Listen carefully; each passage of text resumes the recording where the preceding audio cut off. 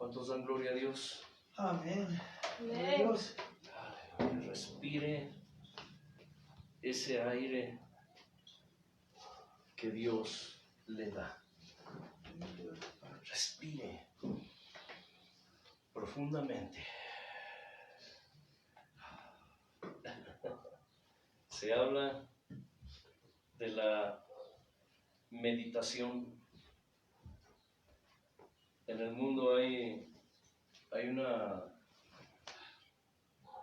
una disciplina oriental que le llaman meditación trascendental. Es una disciplina, digámoslo así, físico-espiritual, que se practica en muchas partes de Oriente, que tiene que ver con el yo interior, que escuche bien.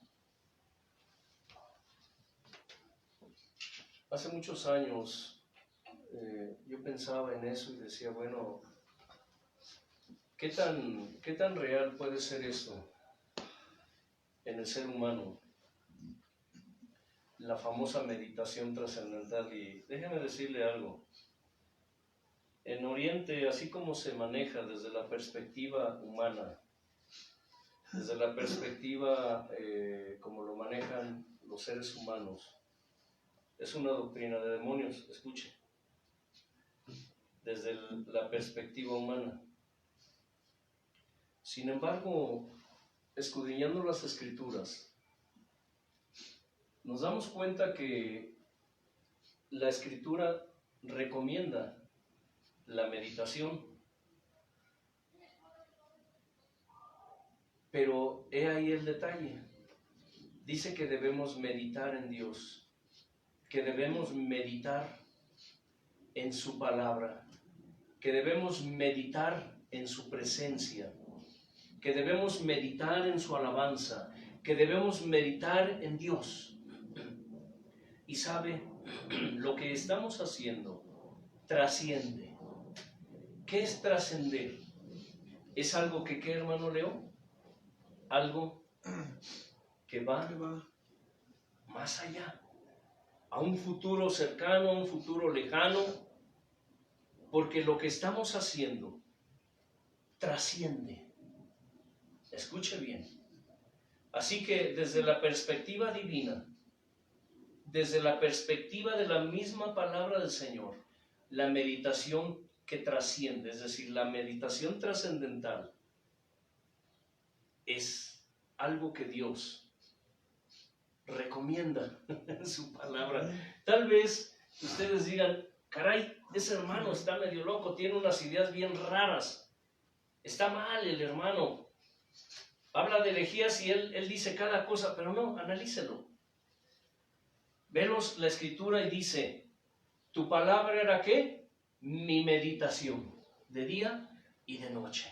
La meditación trascendental humana como tal es exaltar el yo interno, dice, exaltar el yo, la carne, el alma humana, pero la meditación desde la perspectiva de la palabra de Dios es meditar en Dios y en todo lo que Él significa, en todo lo que Él conlleva, en todo lo que en Él está representado, y esa meditación trasciende.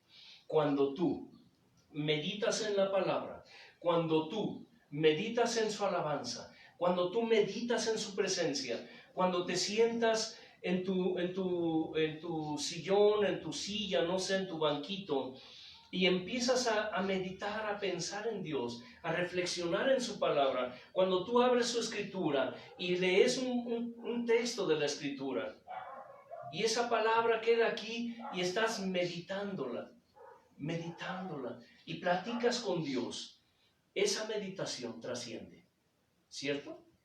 Amén. Así que una cosa es la meditación trascendental humana y otra cosa es la que tiene que ver con Dios, conforme su palabra. Hoy te invito a que inclines tu cerviz y eso,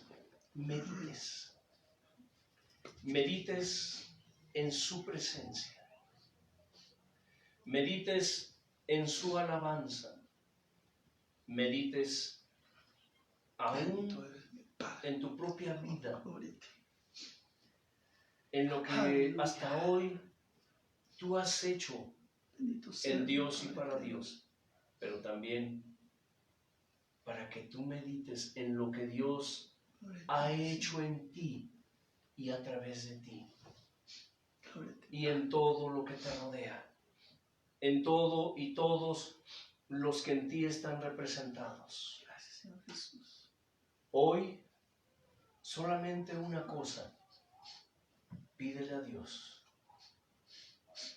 y dile: Señor, permíteme conocerte un poco más Oh, mi Padre eterno. hoy. Amado Señor Padre, Amado Amado Jesús, Señor Hijo. Jesucristo. amado Señor Espíritu, Qué hermoso eres, Padre.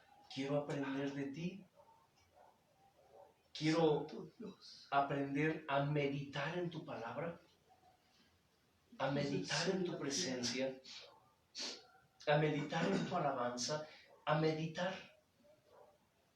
en todo lo que tú has hecho en mí. Gracias, Padre. Gracias, Señor. Bendito eres. Gracias. Amén.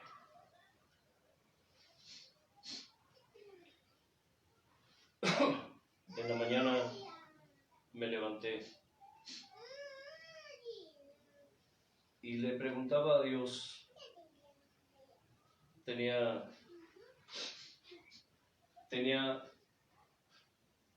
tuve a nosotros los que tenemos la responsabilidad de compartir la palabra, de enseñanza.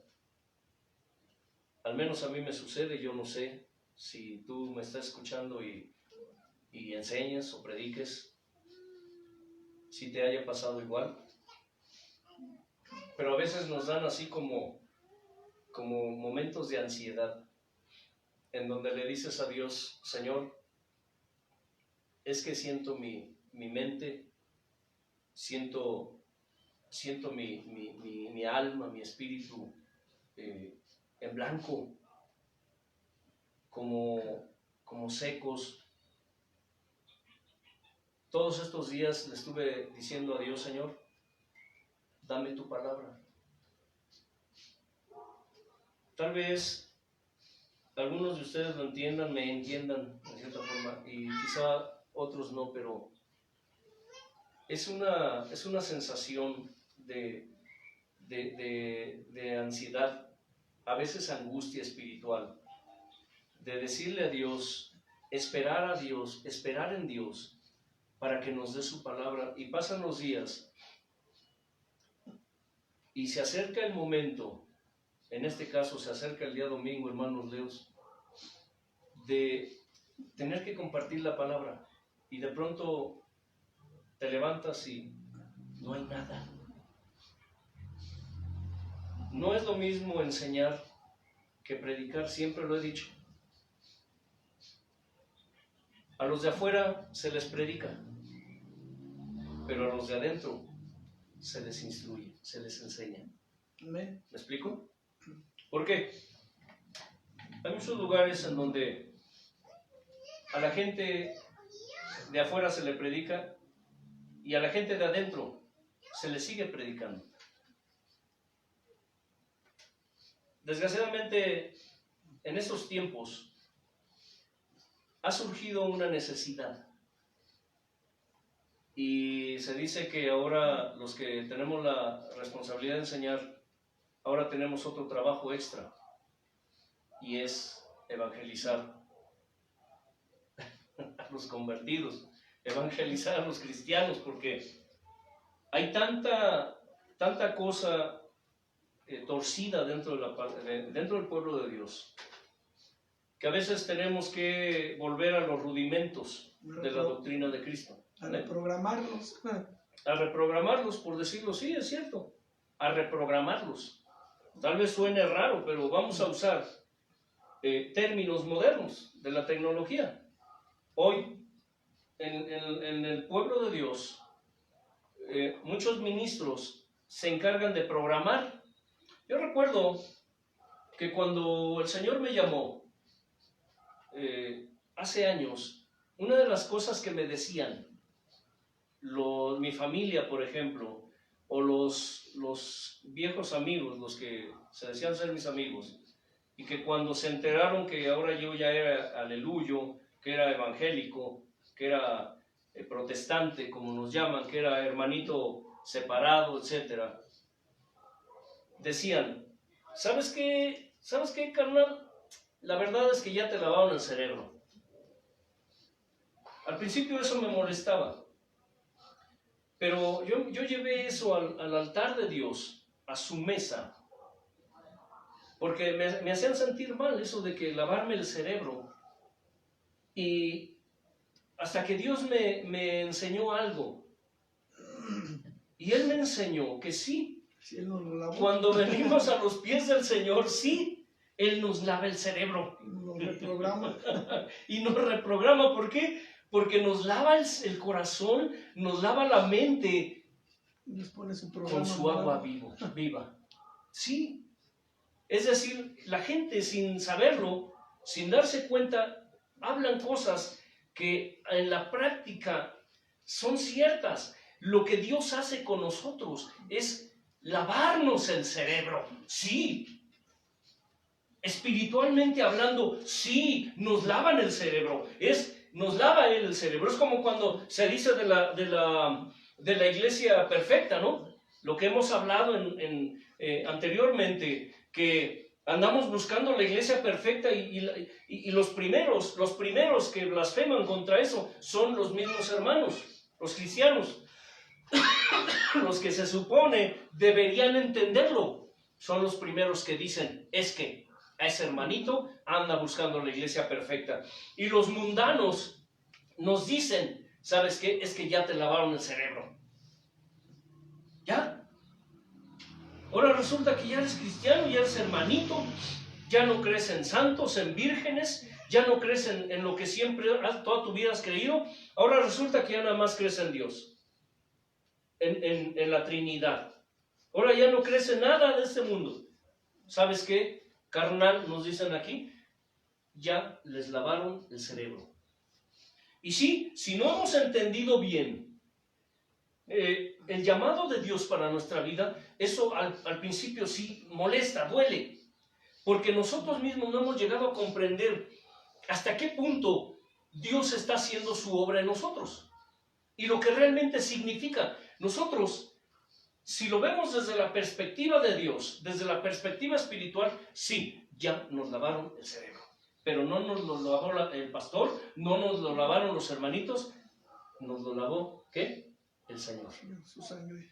Él nos lavó con su preciosa sangre, Él nos lavó con su agua viva, que salta, ¿qué? Para vida eterna. Él no solo nos lavó el cerebro, nos lavó el corazón, nos lavó el alma, nos lavó el espíritu. Así que cuando me levanté dije, Señor, me humillé con Dios, le dije, Dios, dame tu palabra, yo no sé qué voy a decirles. Y yo no tengo ni siquiera el consuelo de decir así de pronto, decirle al hermano Leo, o a la hermana Ludino, al hermano Leito, ¿saben qué? Ahí les dejo el lugar. Prediquen, enseñen. ¿Por qué? Ya se imaginarán por qué. Yo para ponerlos a ellos necesito enseñarles un buen espacio de tiempo antes. Y le dije, Señor, dime de qué quieres que le hable a tu pueblo. Después de una serie de situaciones, Dios me dio su palabra. Dije, bueno, pues con esto. Y me dijo, no, siéntate y escribe.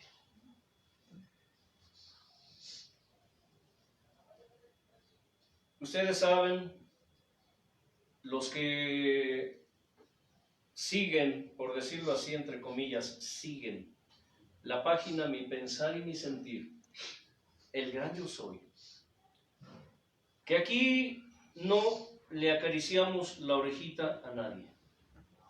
Tampoco se trata de criticar, de juzgar o de señalar como tal los defectos de los demás.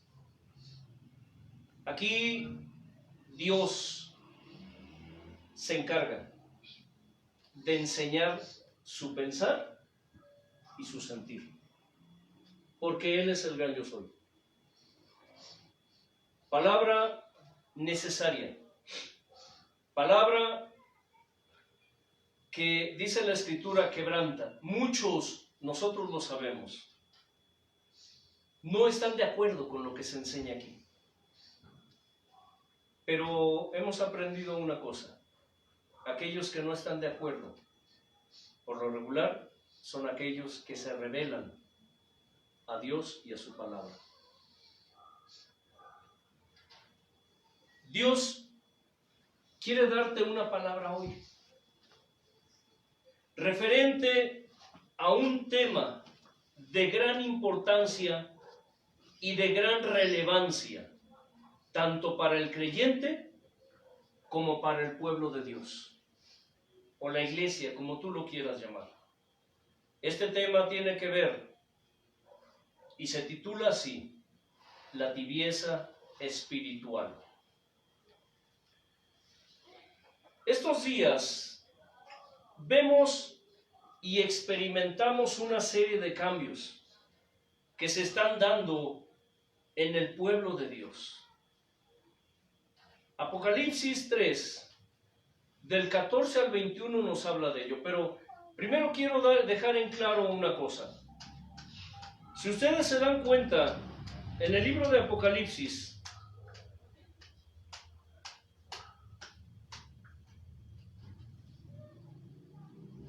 nos encontramos con la visión que Dios le dio a su siervo Juan.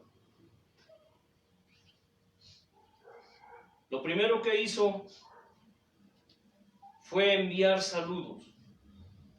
Ahí en el capítulo 1, verso 4, dice Juan a las 7 iglesias que están en Asia: gracia y paz a ustedes, del que es y que era y que ha de venir, y de los 7 espíritus que están delante de su trono, y de Jesucristo el testigo fiel, el primogénito de los muertos y el soberano de los reyes de la tierra, al que nos amó y nos lavó de nuestros pecados con su sangre, y nos hizo reyes y sacerdotes para Dios, su Padre. A Él sea gloria e imperio por los siglos de los siglos. Amén. Después nos habla de la visión que Dios le dio a este hombre. Después de que Juan, el amado, fue torturado y exiliado a la isla de Patmos, Juan tuvo una visión de Dios.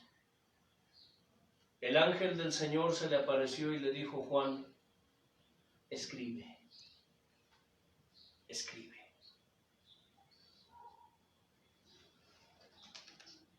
Lo terrible de esto es que el propósito principal, escucha bien, el primer propósito de la carta del Apocalipsis, o lo que muchos llaman la revelación de Dios, tuvo que ver con el pecado del pueblo de Dios. Muchos no entienden esto, pero si nos vamos al capítulo 2, dice que Dios, el ángel de Dios, el alfa y la omega, fíjese bien lo que dice. Allí, en el verso 8 del capítulo 1 dice: yo soy el alfa, ¿qué? Y la omega. Y la omega. Principio Y el fin. y fin, dice el Señor. El que es, el que era y que ha de venir, el Todopoderoso.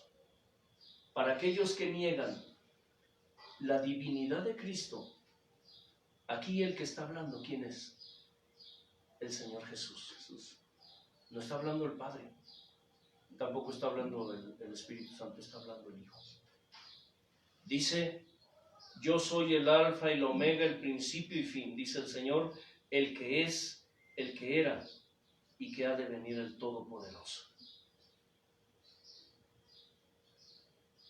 Cuando el Señor empezó a revelarle a Juan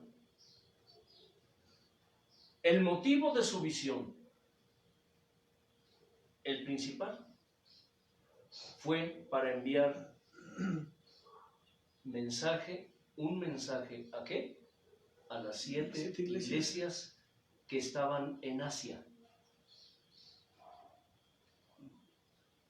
Sería un poquito complicado entrar en detalles acerca de lo que significa las iglesias que están en Asia. Solo quiero decirte esto, que esas iglesias en aquel entonces se supone que eran de las iglesias más grandes del mundo de entonces. Estuve leyendo el mensaje, la esencia del mensaje que Dios dio, que el ángel le dio a Juan, a esas 7 iglesias.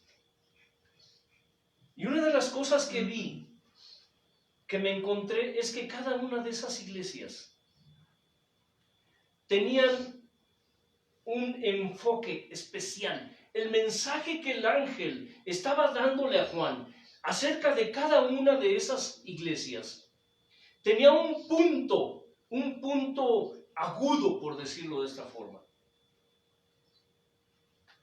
Si nosotros analizamos hoy un poquito el entorno de las iglesias grandes que existen hoy en el mundo, quizá encontremos similitudes muy parecidas a lo que el Señor señalaba en ese entonces, en las 7 iglesias de aquel entonces. Para que el Señor registrara en su palabra 7 naciones, 7 ciudades, 7 iglesias, es porque estas iglesias tenían una importancia y una relevancia tal para Dios que Él consideró necesario, óyeme bien, enviar a su ángel para que enviara, ¿qué? Un mensaje a cada una de estas 7 iglesias. Por eso le dijo el ángel a Juan, ¿qué? Escribe. Escribe, dice. Ustedes lo ven, el primer mensaje que fue Éfeso, dice, escribe al ángel de la iglesia, ¿qué? En Éfeso. Después de Éfeso, señaló un punto entre otros, en el cual esa iglesia había caído. Esa iglesia de Éfeso había, ¿qué? Dejado su primer amor. La iglesia de Éfeso había dejado su primer amor. Era aparentemente una iglesia fiel, pero Dios le dijo, tengo contra ti, le dijo, tengo contra ti que has dejado tu primer amor. En segundo lugar le dice, escribe a la iglesia de Esmirna. Y lo que señaló a esa iglesia es que era una iglesia materialmente pobre, pero dice que espiritualmente tenía una gran riqueza espiritual.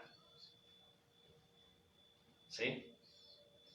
Después le dice, escribe a la iglesia de Pérgamo. Y esa iglesia, dice después de el Señor de darle algunas, de señalar algunas cosas buenas de ella, dice, pero tú toleras y permites doctrinas herejes. toleras y permites doctrinas herejes. Después envía el mensaje y le dice, escribe a la iglesia de Tiatira, y le señala que era una iglesia que tenía obras, una iglesia cuyas obras postreras, dice, eran mayores que las primeras. Buenas obras, dice también, pero tú permites la herejía. Tú permites que en tu seno haya herejía. Y hablaba de Jezabel, el espíritu de Jezabel, fornicación, adulterio, robo, mentira, etc. Después envía, le dice, escribe a la iglesia de Sardis y le dice, tú tienes nombre, pero estás muerta. Qué terrible, ¿verdad, hermanos? Sí. Tienes nombre, eres famosa, pero estás muerta. Después le dice, escribe a la iglesia de Filadelfia y le dice, por cuanto has guardado la palabra de mi paciencia, yo también te guardaré de la hora de tribulación que viene sobre el mundo. Le dio ánimos a esa iglesia. Y después le dice, escribe a la iglesia de la Odisea para decirle, tú dices que eres rica, que te has enriquecido, pero no sabes que delante de mí eres ¿qué? Ciega, Miserable, pobre, pobre, ciega desnuda. y desnuda. Dice, porque ni eres fría, Caliente. ni eres caliente, sino tibia. El Señor acusó a la iglesia de la Odisea de tibieza espiritual. Estos días, como les dije hace un momento, vemos y experimentamos una serie de cambios en el pueblo de Dios y alrededor de ella. Desde apostasía hasta herejías destructoras que están conduciendo a las almas a la condenación eterna. Les hice hace unos días una pregunta. En el mundo hay muchas iglesias, muchas congregaciones enormes, inmensas. Conocemos congregaciones en donde, por ejemplo, el día domingo se hacen 2, 3, 4 reuniones durante el día. Y son reuniones en donde se congregan cada una de esas reuniones 5, 6, 7, 8, 9, 10 mil personas.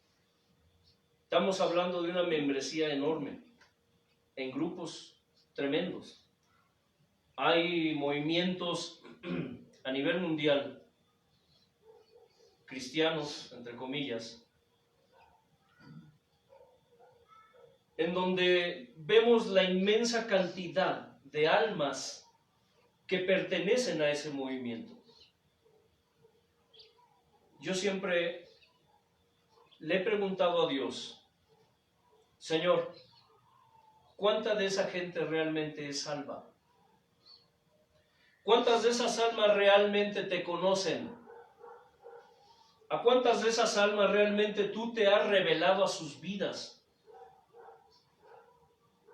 Hace unas reuniones Dios nos habló y nos dijo, yo no vengo por una ramera, yo no vengo por una prostituta, no vengo por Sodoma y Gomorra, porque Sodoma y Gomorra, dice, habitan en medio de mi pueblo.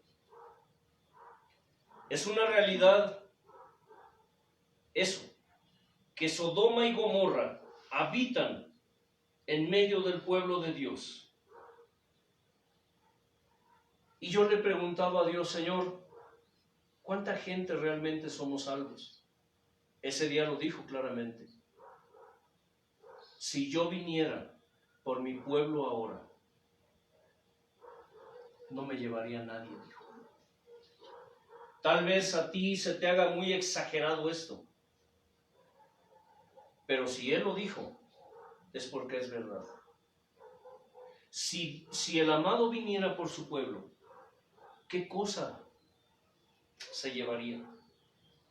Él le hizo esa pregunta a los discípulos.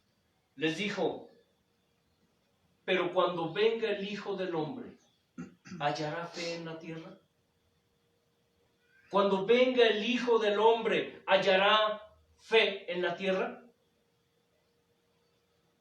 Cuando Él habla de que Él viene por una iglesia pura y sin mancha, Él se refiere a que viene por un pueblo que vive en su presencia, que está en su presencia y que permanece en su presencia.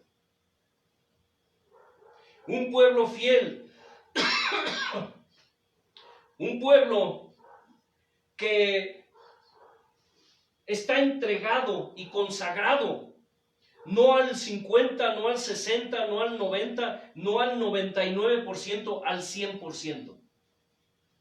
Si ustedes observan la parábola del sembrador y la meditan en esa palabra, la analizan espiritualmente, cuando Él dice que la semilla que cae en buena tierra da fruto, ¿qué?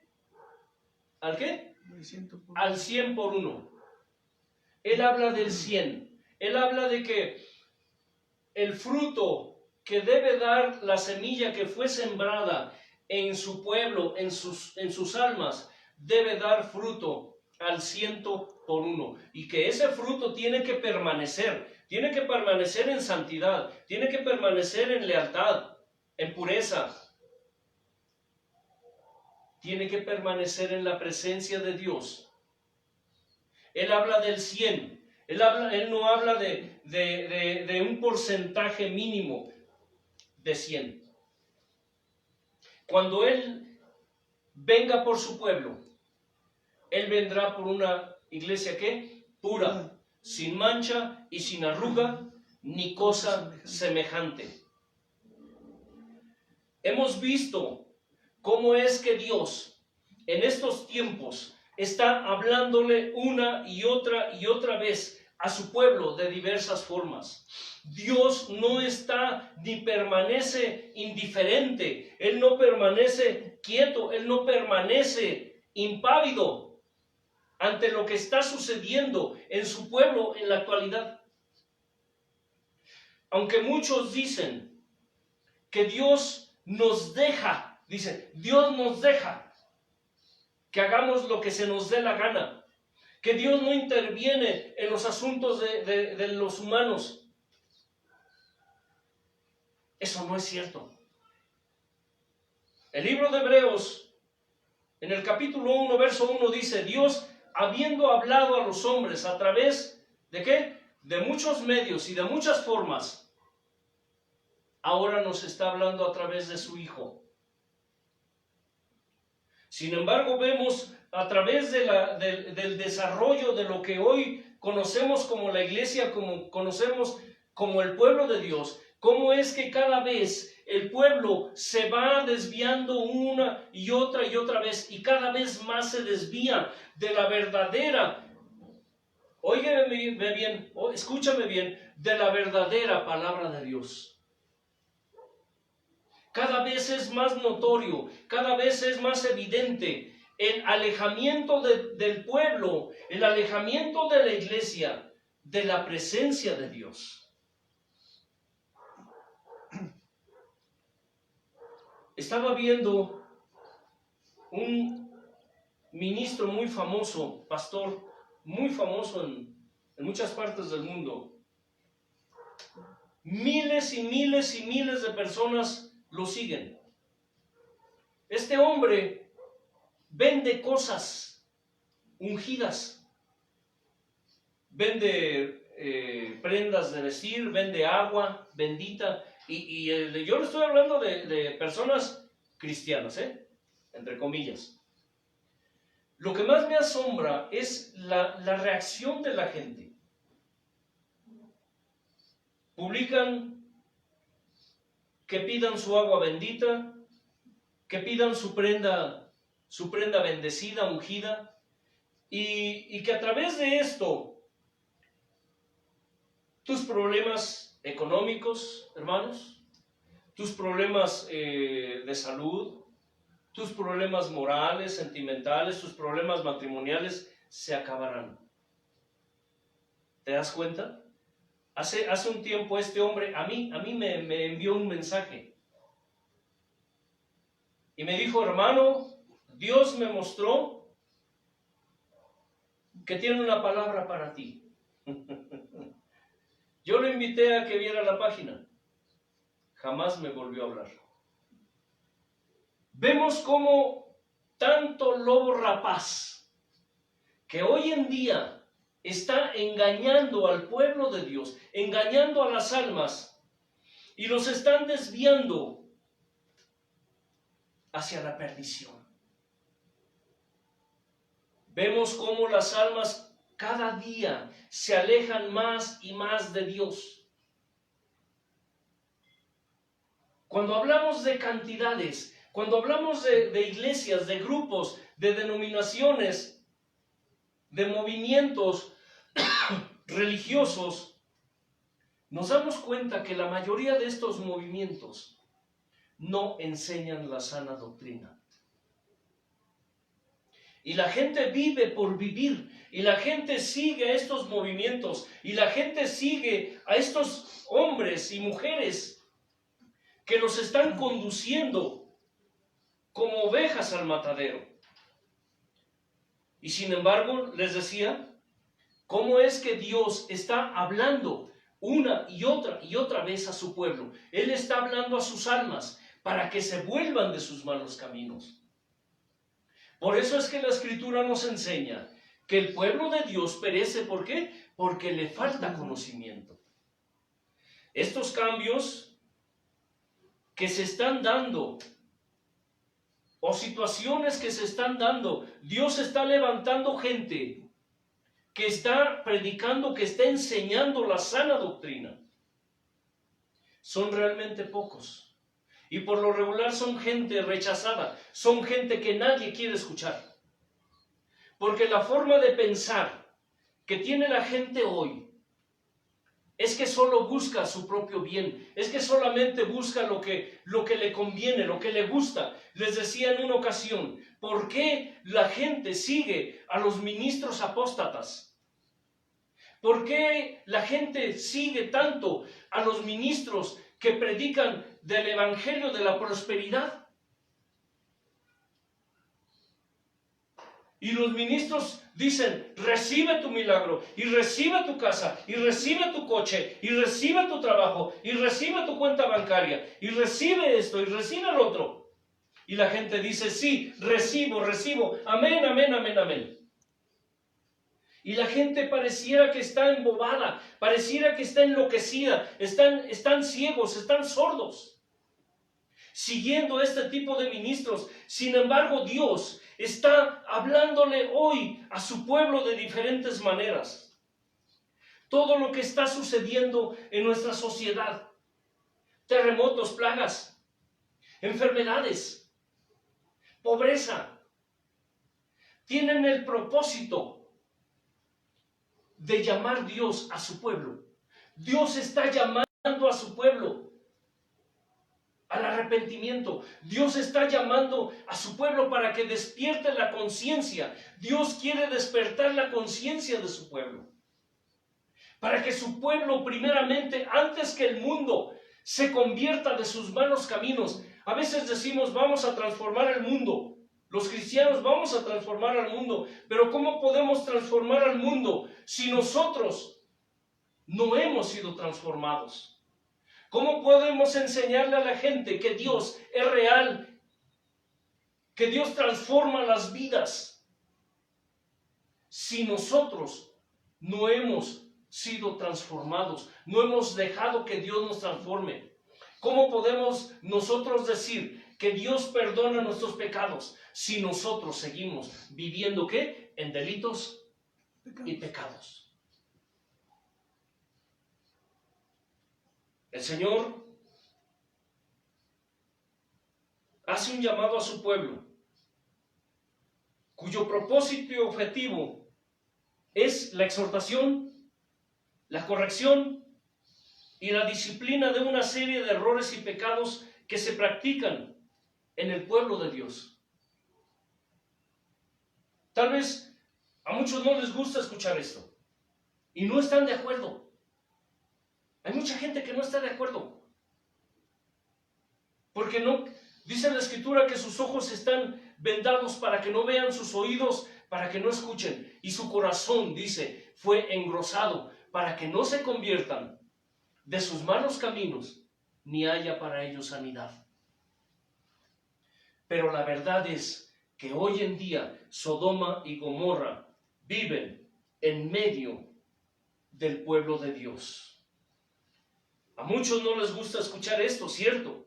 Porque viven en su mundo religioso y apartado de los demás. Es muy común escuchar a la gente que dice, es mi iglesia, es mi religión, es mi congregación. ¿Han escuchado ustedes gente así?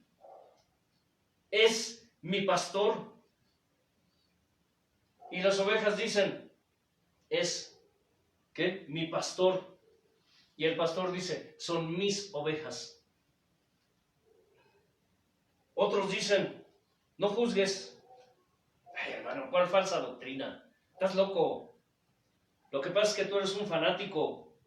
Eres un religioso, hermano Leo. Eres un exagerado.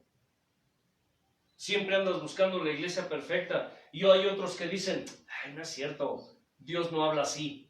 ¿Has escuchado gente que dice, se expresa así? No es cierto. Nada más escuchan una palabra fuerte y dicen, ay, Dios no habla así. ¿Y quién te dijo que Dios no habla así? ¿Quién te enseñó que Dios no habla así? Los que dicen es que Dios nos deja que nosotros decidamos solos. Eso no es cierto. Son personas que viven encerradas en 4 paredes. Son personas que viven en su burbuja religiosa, sin importarles nada de lo que suceda fuera de su entorno religioso, social y cultural.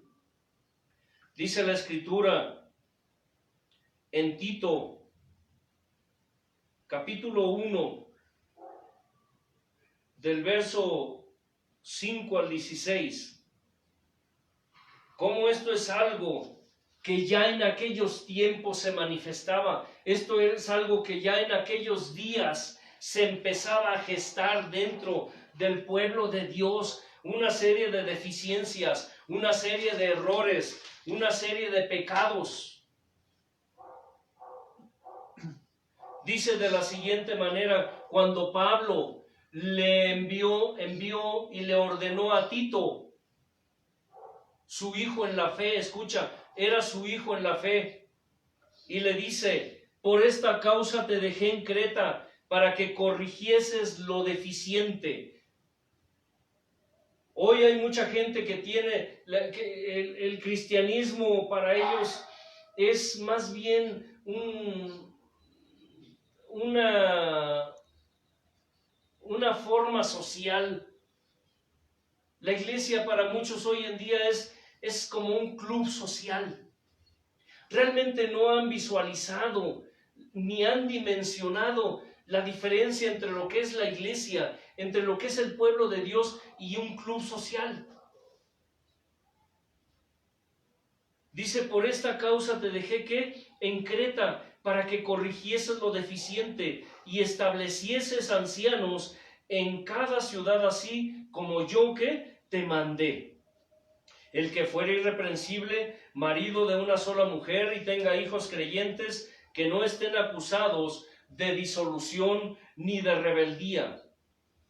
Porque es necesario que el obispo sea irreprensible, como administrador de Dios, no soberbio, no iracundo, no dado al vino, no pendenciero, no codicioso de ganancias deshonestas. ¿Te dice algo esto?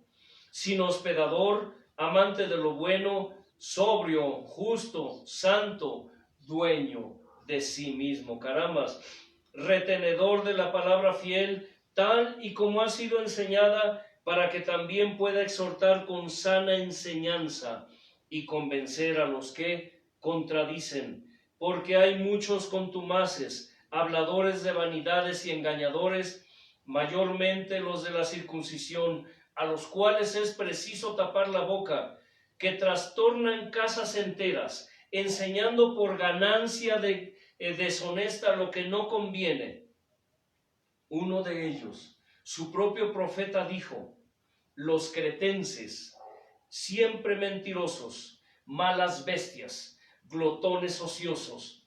Este testimonio es verdadero. Por tanto, le ordena Pablo a Tito: repréndelos duramente para que sean sanos en la fe. ¿Cuánta necesidad hay hoy de la exhortación, de la reprensión y de la reprensión dura para que el creyente sea sano en la fe? Dice: no atendiendo a fábulas judaicas ni a mandamientos de hombres que se apartan de la verdad. Todas las cosas son puras para los puros, mas para los corrompidos e incrédulos nada les es puro, pues hasta su mente y su conciencia están corrompidas. Profesan conocer a Dios, pero con los hechos lo niegan, siendo abominables y rebeldes, reprobados en cuanto a toda buena obra. ¿Sabían que todas estas cosas ya se daban en la antigüedad? ¿Cómo ya en aquel entonces había la necesidad de que Dios reprendiera a su pueblo a través de algunos? En este caso, ¿cómo es que Pablo recomienda, escucha bien, recomienda a Tito que reprenda duramente a la iglesia, que reprenda duramente a los creyentes de Creta, que reprenda duramente a aquellos que profesaban conocer a Dios, pero con sus hechos lo negaban? Hoy existe la necesidad de la palabra fuerte, de la palabra dura, porque solamente la palabra dura, como dice la Escritura, tu palabra es que medicina para mis huesos. Tu palabra es medicina para mis huesos. Si la gente de hoy pudiera comprender la necesidad que tenemos de que la palabra de Dios nos quebrante, que la palabra de Dios penetre en nuestros huesos, en nuestros tuétanos, como espada de dos filos, la iglesia de hoy no estaría como está. Sin embargo, y a pesar de las opiniones diversas y contrarias, es necesario tratar este tema, porque es una realidad en las vidas de muchos que nos decimos hijos e hijas de Dios. Surge una pregunta: ¿por qué surgen o se manifiestan estas situaciones que a veces o constantemente vivimos? Me refiero al hecho de que Dios tiene que intervenir directa y personalmente para exhortar, para corregir, para disciplinar a alguien o a alguna iglesia. Y aunque usted no lo crea, pero es una realidad. Dice Apocalipsis 2.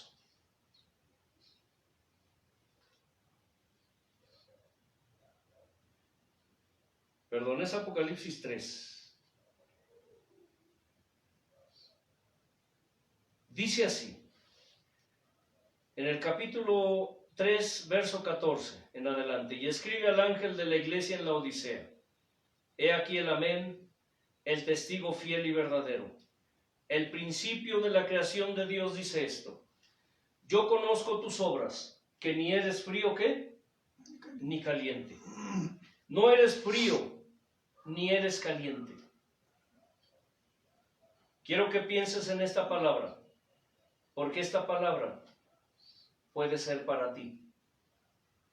Yo conozco tus obras, que ni eres frío ni caliente. Y exclama el Señor: ojalá fueses frío o caliente. Pero por cuanto eres tibio y no frío ni caliente. ¿Qué? Te vomitaré de mi boca. de mi boca. Porque tú dices, yo soy rico y me he enriquecido y de ninguna cosa tengo necesidad. Y no sabes que tú eres un desventurado, miserable, pobre, ciego y desnudo. Por tanto, yo te aconsejo que de mí compres oro refinado en fuego, para que seas rico, y vestiduras blancas para vestirte, y que no se descubra la vergüenza de tu desnudez, y unge tus ojos con colirio para que veas. Yo reprendo y castigo a todos los que amo. Sé pues celoso y arrepiéntete. He aquí yo estoy a la puerta y llamo. Si alguno oye mi voz y abre la puerta, entraré a él y cenaré con él y él conmigo.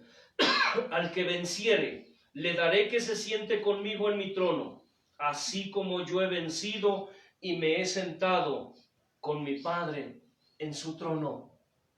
Me he sentado con mi Padre, dice que, en su trono. El que tiene oído, oiga lo que el Espíritu dice a las iglesias. ¿Por qué surge la necesidad de que Dios intervenga y hable personalmente con alguien o con una iglesia, con una congregación? Yo te diré por qué. Porque Dios siempre tiene que cuidado de su obra. Dios siempre está que atento. Dios siempre está atento a la obra de sus manos. En el Salmo 139, del verso 1 al verso 24, nos enseña, hablando el salmista y meditando en la palabra, meditando en la obra que Dios está haciendo en él, nos enseña cómo es que Dios escudriña tu entrar, Dios escudriña tu salida, tu entrada. Él escudriña tu acostar y tu levantar. Dice, todos mis caminos no te son ocultos. Si tú lees después con tiempo el Salmo 139 completo, te darás cuenta cómo es que el salmista hace notar la obra de Dios en su vida. Dice, mi embrión vieron tus ojos que, y en tu libro estaban escritas todas aquellas cosas que luego fueron formadas. Pero a mí me llama mucho la atención esto que dice, tú conoces mi salida, mi entrada, mi acostar, mi caminar. Me has escudriñado, dice. Todos mis caminos no te son ocultos. Si nosotros pudiéramos comprender la obra de Dios en nuestras vidas, si nosotros pudiéramos entender, creer, sobre todo creer, que Dios está escudriñándonos, está viendo, está velando por nosotros todos los días, cada segundo, cada instante de nuestra vida. Nosotros nos acostamos y dormimos, pero Dios no duerme. Dios siempre trabaja. El amado dijo, hasta ahora yo trabajo y mi Padre trabaja. El Señor siempre está trabajando. Para Dios no existe el tiempo, para Dios no existe la distancia. Esto lo podemos ver en el mensaje que envió a la iglesia en Tiatira, allí en Apocalipsis 2, del 18 al 29, cuando dice, yo soy el que escudriña la mente y el corazón, dice, para dar a cada uno, conforme ¿qué? A sus obras. Leímos acerca de esta iglesia, la iglesia ¿de qué? De la Odisea, a la cual Dios le dirigió esas terribles palabras. Porque si analizas esas palabras, fueron palabras duras. Por cuanto no eres ni frío, ni eres caliente, sino que eres tibio. Yo te vomitaré de mi boca, dice. ¿Cuántas veces Dios nos ha dicho, te vomitaré de mi boca porque eres tibio? ¿Sabías que Dios vomita de su boca a los tibios? Y no solamente a los tibios, el Señor vomita de su boca a los fríos también. Por cuanto no eres ni frío, ni eres caliente, sino que eres tibio, yo te vomitaré de mi boca. Estas palabras que el Señor dirigió a esa iglesia deberían hacer temblar a cualquiera.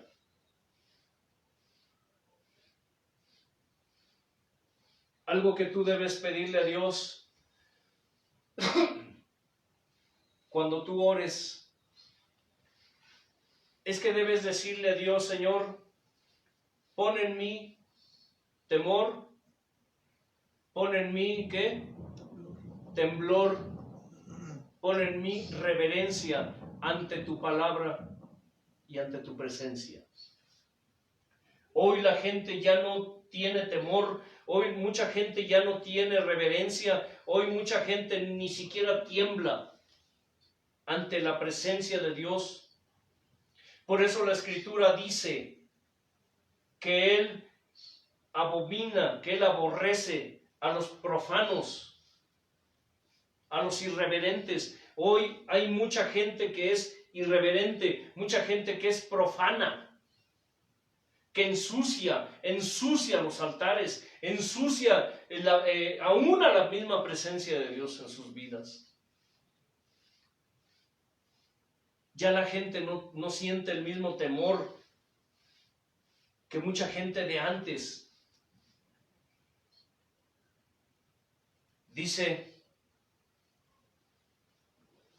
hablando la Escritura, mi mano hizo todas estas cosas, y así todas estas cosas fueron. Pero miraré a aquel que es pobre y humilde de espíritu, ¿qué? Y que tiembla a mi palabra. Amén. Estas palabras que el Señor dirigió a la iglesia de la Odisea: no eres ni caliente, no eres frío, eres tibio, y sabe, iglesia, que yo vomito a los tibios de mi boca, deberían de hacer temblar a cualquiera. La esencia de esta palabra profética era que esa iglesia vivía una situación de tibieza espiritual tan grande, tan grave. Era tal la tibieza espiritual que había en ese pueblo que Dios le envió un mensaje para avisarle a esa iglesia, para advertirle que Él estaba indignado y que estaba irado a tal grado de que esta iglesia ya había caído de la gracia de Dios. Hay muchas congregaciones hoy día que ya no viven en la gracia de Dios, que han caído de la gracia de Dios. Iglesias donde solamente se habla de los beneficios de ser hijo o hija de Dios, pero no se habla de las responsabilidades, no se habla de las obligaciones. Iglesias donde la gente solo busca el provecho personal, solo buscan lo que sus ministros buscan: riqueza, comodidad, fama, fortuna, poder. Son iglesias en donde ya la gracia de Dios no se manifiesta. Son iglesias como la iglesia de la Odisea, en donde Dios tuvo que enviar este mensaje personalmente y decirle: ¿sabes qué, iglesia? Tú ya caíste de mi gracia. Sé que esto que les estoy diciendo puede sonar absurdo para muchos, pero hay muchas denominaciones que han caído de la gracia de Dios, porque solo se habla de prosperidad, solo se habla de beneficios, solo se habla de comodidad. No se habla de pagar el precio. Y óyeme bien, lo hemos dicho una y otra vez, la salvación no nos costó nada a nosotros. La salvación le costó a nuestro amado. Él fue el que pagó el precio. Él vino a redimirnos, ¿recuerdas eso? Él vino a recuperar lo que era del Padre, lo que le pertenece al Padre. Y el precio que pagó fue muy alto. Pero la vida cristiana sí cuesta mucho. Una ocasión le dije a unas personas: mira, La vida cristiana, el caminar con Dios, el camino de Dios, es como esa vereda angosta que se pierde a lo lejos.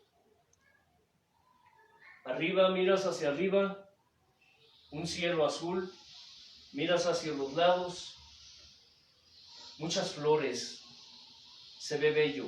Si tú visualizas una vereda, un camino, un sendero angosto,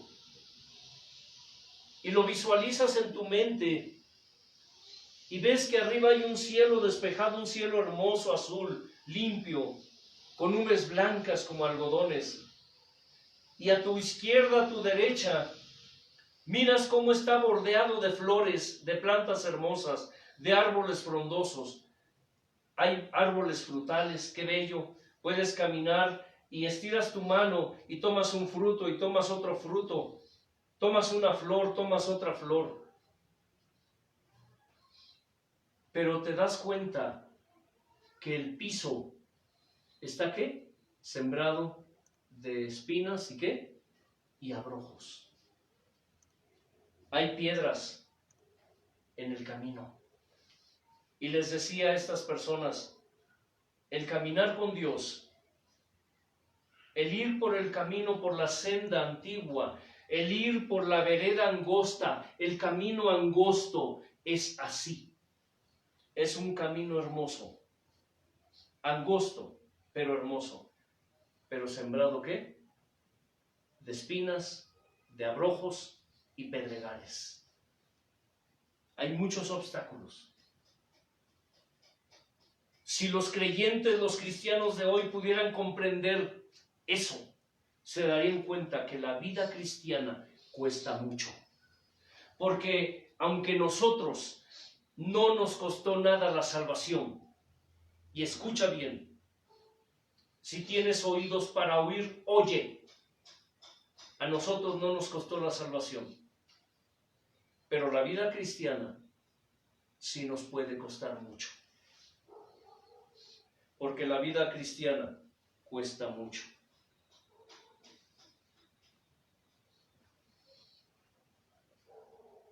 ¿Por qué esta iglesia había caído de la gracia de Dios? Entre otras razones, porque se creían ya prósperos y ¿qué? Y autosuficientes. ¿Cuántas congregaciones hoy en día vemos una gran prosperidad? Pero hay un ambiente de autosuficiencia, de soberbia, de arrogancia, de orgullo, de vanidad, de altanería, de altivez. Acabamos de cantar hace un momento esa canción que dice, ayer, ¿qué?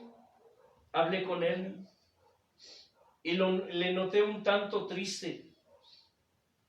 Hoy hablé con él y me dijo, solo estoy. ¿Por qué? Hoy el clamor, por decirlo así, el clamor de Dios hacia su pueblo. Tal vez esto no lo entiendas en su totalidad, pero el clamor de Dios hacia su pueblo es, muchos hombres se reúnen en mi nombre, pero no me dejan entrar a mí, ¿cierto, hermanos? Sí.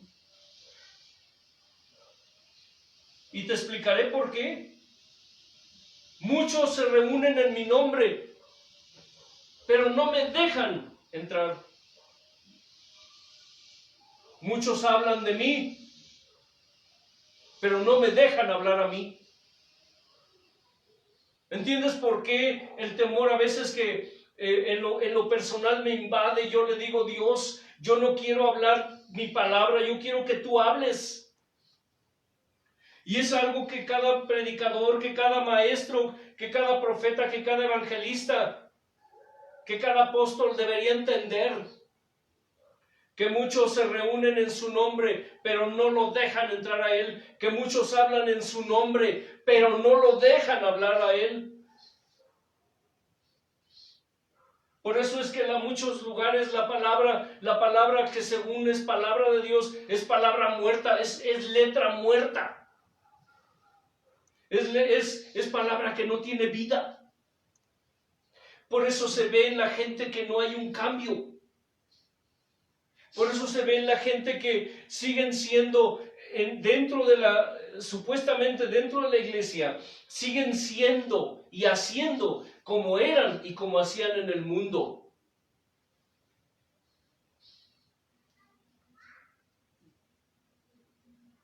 Es necesario que consideremos estas mismas palabras como una seria advertencia, una severa advertencia, y por qué no decirlo, una amenaza de parte del Señor para todo hombre, para toda mujer que milita o que dice que milita en las filas del Señor. La tibieza espiritual es un gran problema hoy en el pueblo. Esto es para todo hombre, para toda mujer que dice que milita en las filas del Señor, pero que no guardan su testimonio. El abanico de motivos, de razones por las cuales Dios se enoja con su pueblo es muy amplio. Muy amplio. Pero cuando el pueblo de Dios no guarda el testimonio fiel y verdadero de Dios, caen en la tibieza espiritual. Por eso dice, muchos se reúnen en su nombre, pero no lo dejan entrar a Él. Muchos hablan en su nombre, pero no lo dejan hablar a Él. Hebreos 2, del 1 al 4 dice que es necesario que atendamos a todas estas cosas. Es necesario que atendamos a la palabra de Dios para que no nos deslicemos. Por eso es tan importante la palabra fuerte, la palabra de exhortación, la palabra de corrección, la palabra de disciplina. Porque los hombres, los seres humanos, somos muy dados a desviarnos cuando se nos da la oportunidad. ¿Me escuchas? ¿Es cierto? A la iglesia hay que hablarle de amor y hay que hablarle con amor. Pero también hay que exhortarle. Hay que darle palabras de exhortación. Porque amor sin disciplina daña. Y disciplina sin amor también daña. Es necesario, dice Hebreos, que no descuidemos nuestra salvación. ¿Cómo, dice, podemos descuidar una salvación tan grande? Vamos a Hebreos capítulo 2.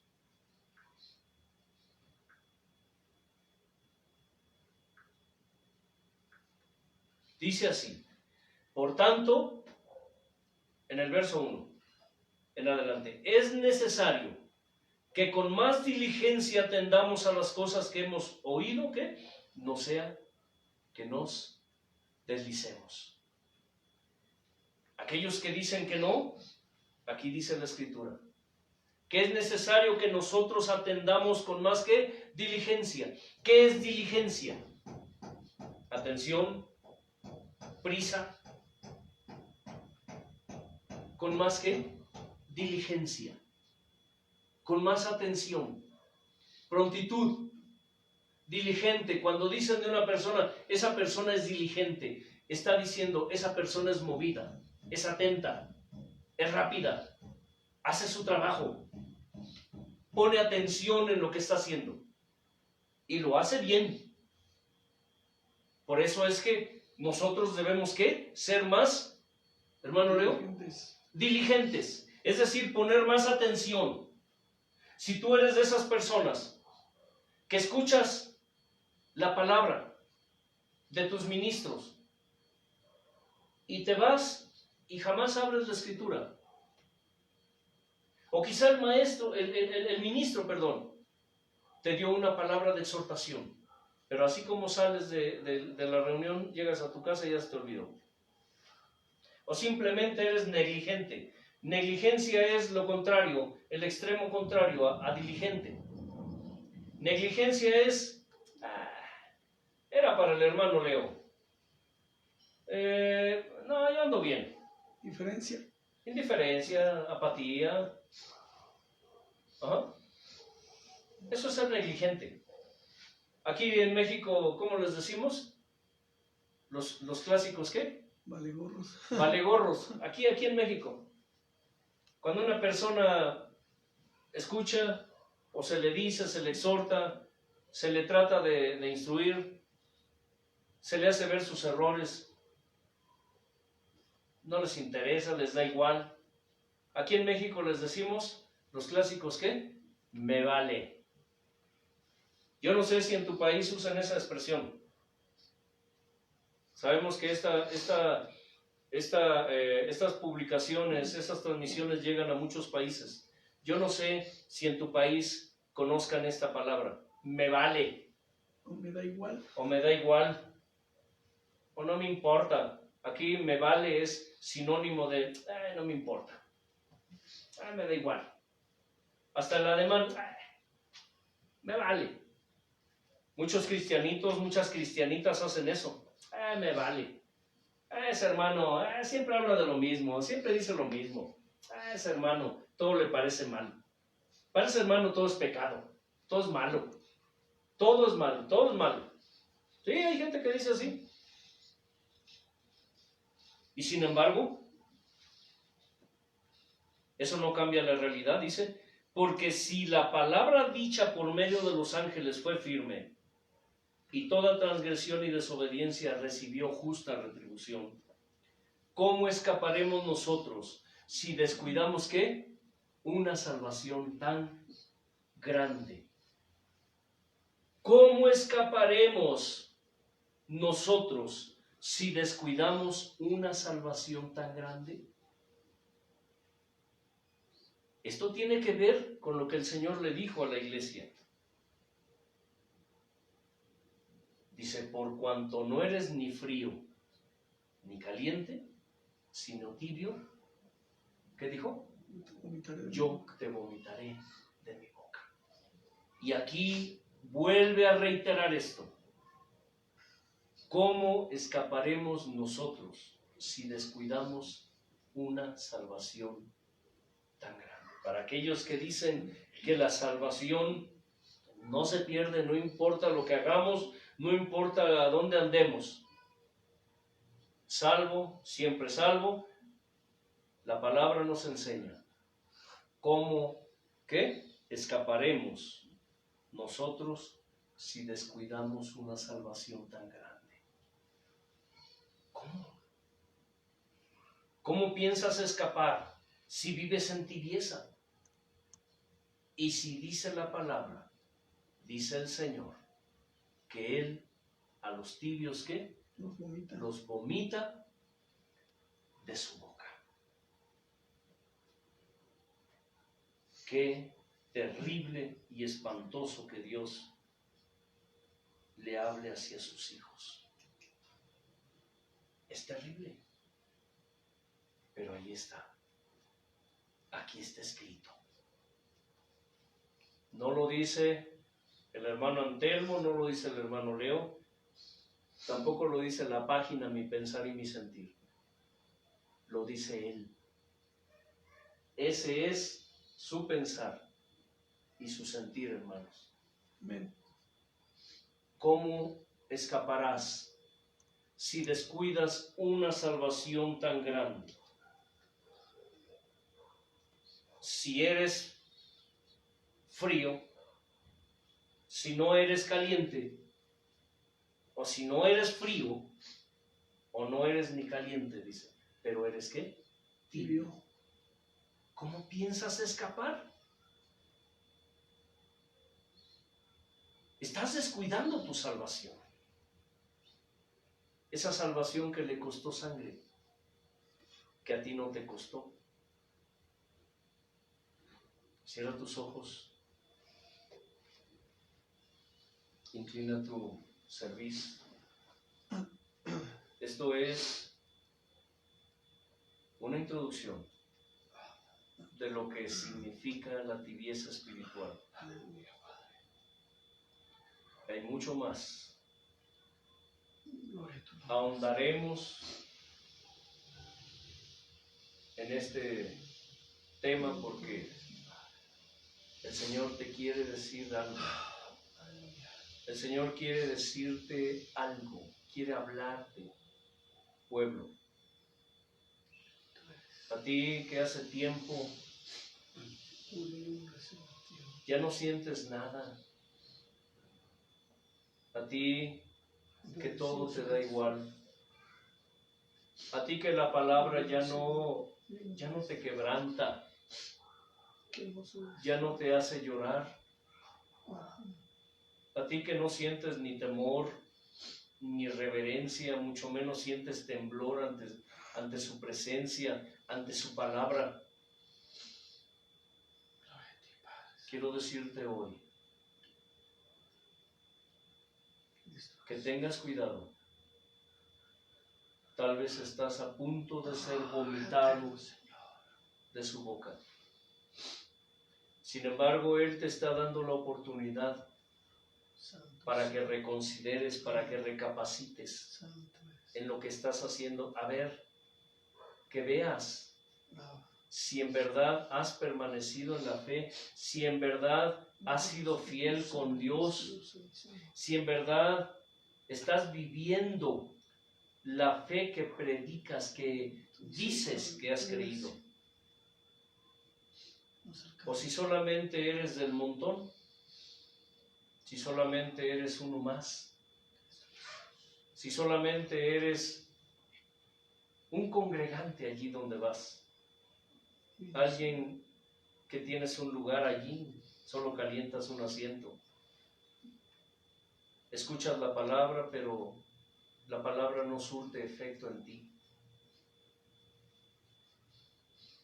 Es el tiempo hoy para que medites en eso, para que reflexiones y te autoexamines si en verdad estás permaneciendo en la fe. Y si no, reconcíliate con Dios. Reconcíliate con Dios. Señor, gracias por tu palabra. Gracias por la exhortación, gracias por decirme, por recordarme que tú a los tibios los vomitas de tu boca. Gracias, Señor, por recordarme que no debo descuidar esa salvación tan grande que a ti te costó. Y que aunque a nosotros no nos costó, pero tú me has enseñado que vivir en tu presencia sí cuesta mucho, porque tenemos que pagar el precio nosotros también, por vivir en ti, por ti y para ti. Hoy, Señor, te ruego que tu palabra sea incrustada, sea sellada y tenga permanencia en el espíritu humano, en mi espíritu, en el espíritu de aquellos que la escucharon y que la escucharán, Señor. Que tú la confirmes y que la cumplas, Dios, para gloria de tu nombre. En el nombre precioso de tu amado Hijo Jesús, y por el poder y la virtud de tu amado y bello y precioso Espíritu Santo. Te alabo y te bendigo, Dios. Amén. Que la paz de Dios, que sobrepasa todo entendimiento, gobierne sus vidas y todo lo que en ustedes está representado. Shalom Adonai.